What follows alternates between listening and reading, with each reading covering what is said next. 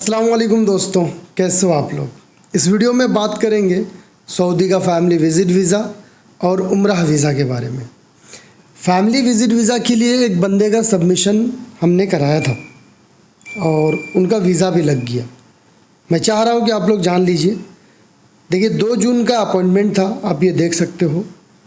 और इनका जो अपॉइंटमेंट है हैदराबाद में, मैंने ही बुक किया था। वीज़ा कितना दिन का लगा, जब अपॉइंटमेंट बुक किए थे ना तब ड्यूरेशन सिलेक्ट करने का ऑप्शन नहीं था कि कितना दिन का वीज़ा है।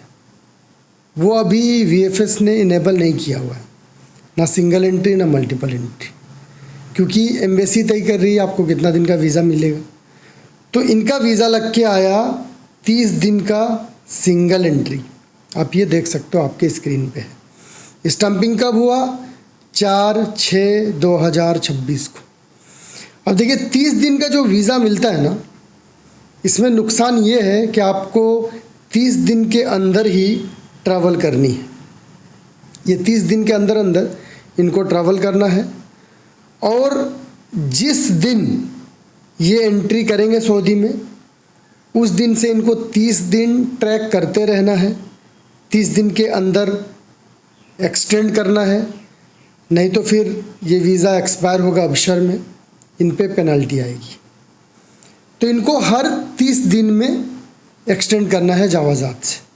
अगर नॉर्मल एक्सटेंशन मिल जाता है तो वही 100 रियाल जावाज़ात का फ़ीस और 25 से 50 रियाल तक इंश्योरेंस, यानी 150 रियाल में इनका काम बन जाएगा ज़्यादा से ज़्यादा, अगर नॉर्मल हुआ तो। अगर नॉर्मल नहीं हुआ, कुछ साइड से करने का सोचेंगे ये, जब जावाज़ात नहीं करेगा तब थोड़ा ज़्यादा खर्चा हो सकता है ना। तो ये डिसएडवांटेज है 30 दिन का वीज़ा में। इससे पहले के वीडियो मैंने बताया था कि बिजनेस वीज़ा और टूरिस्ट वीज़ा मल्टीपल आया था 3 जून को जो स्टैंपिंग हुआ था। लक की बात है भाई। अब इनको 30 दिन का मिला, इसका ये कतई मतलब नहीं होता है कि सबको 30 दिन मिलेगा।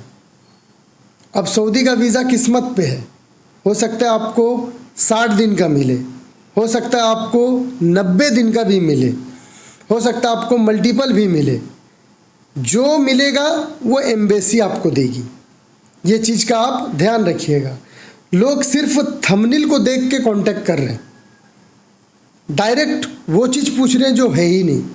अगर वीडियो को कोई पूरा देख लेना मेरा, तो क्लियर समझ में आएगा। मैं बार बार बोल रहा हूँ कि सऊदी का उम्रह वीज़ा को छोड़ के जितना भी वीज़ा है, चाहे टूरिस्ट हो, बिजनेस हो, फैमिली हो, आपको मल्टी मिलेगा, सिंगल मिलेगा, एम्बेसी तय करेगा। कितना दिन का वीज़ा देगा ये एम्बेसी तय करेगा। हमारे हाथ में कुछ भी नहीं रहा भाई। जब हम वीज़ा का फॉर्म भी भरेंगे ना फैमिली के लिए, तो भी वहाँ पे हम नहीं भर सकते कि 90 दिन के लिए दीजिए या 60 दिन के लिए दीजिए या मल्टीपल दीजिए। वो पहले था, अब वो ऑप्शन हटा दिया है।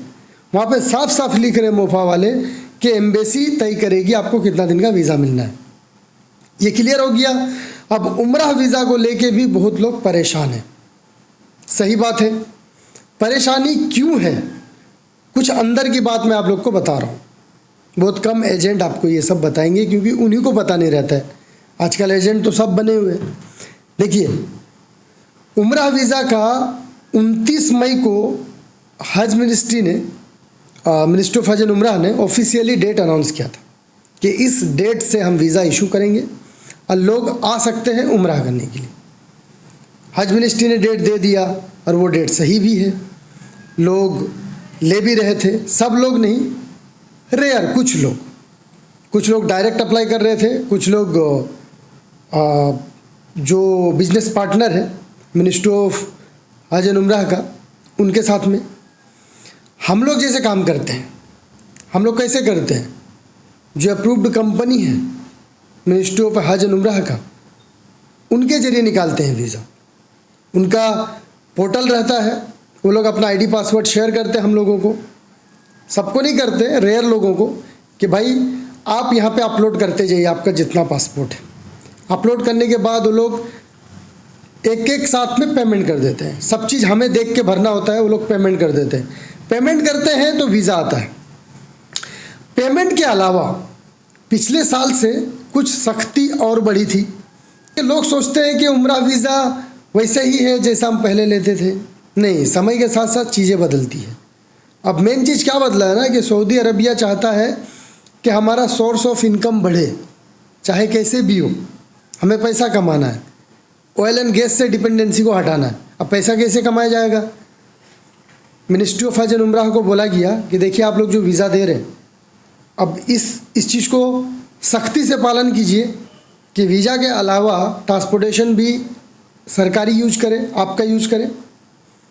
मिनिस्ट्री ऑफ हज एंड उम्राह का मतलब सरकार का ही हुआ। होटल भी जो सरकार अप्रूव कर रही है वही होटल में रुके। पहले क्या होता था, जद्दा मदीना में भी लोग जाते थे, प्राइवेट टैक्सी से चले जाते थे, कम पैसा लगता है बोल के, और होटल भी अपने हिसाब से रुकते थे। पिछले साल सबसे ज़्यादा सख्ती की गई इस पर, बहुत ज़्यादा टाइट किया गया, फिर भी चला नहीं। 100% इम्प्लीमेंट वो लोग नहीं कर पाए। वार्निंग बहुत दिया, बहुत सारे कंपनी को सस्पेंड भी किए वो लोग।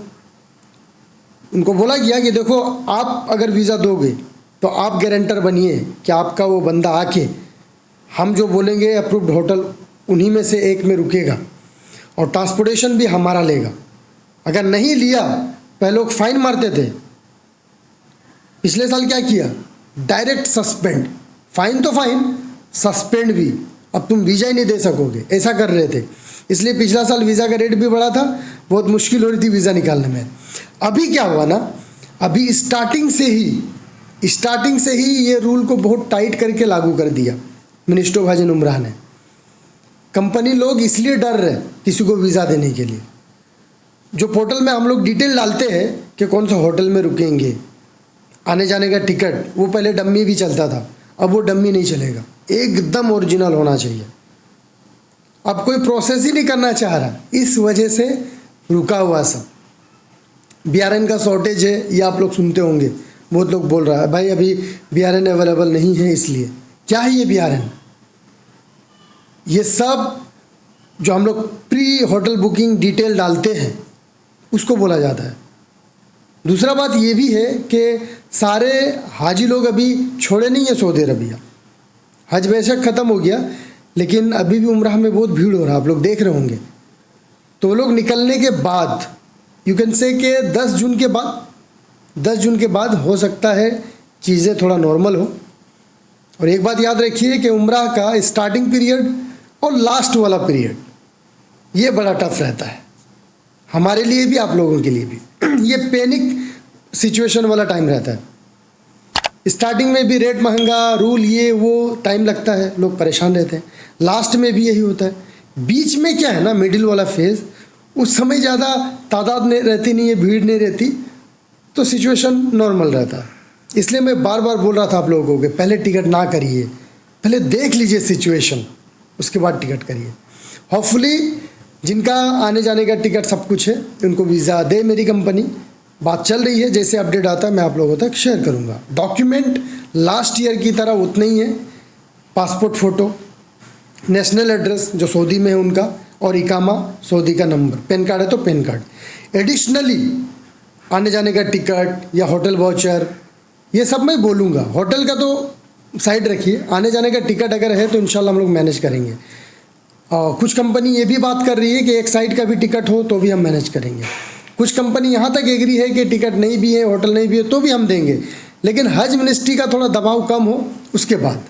वीडियो को शेयर कीजिए, इंशाल्लाह बहुत जल्द खुशखबरी भी दूंगा। और कोई भी सर्विस चाहिए तो मुझे, मेरे टीम को कांटेक्ट कर सकते हो। अपना ख्याल रखें। Thank you so much for watching.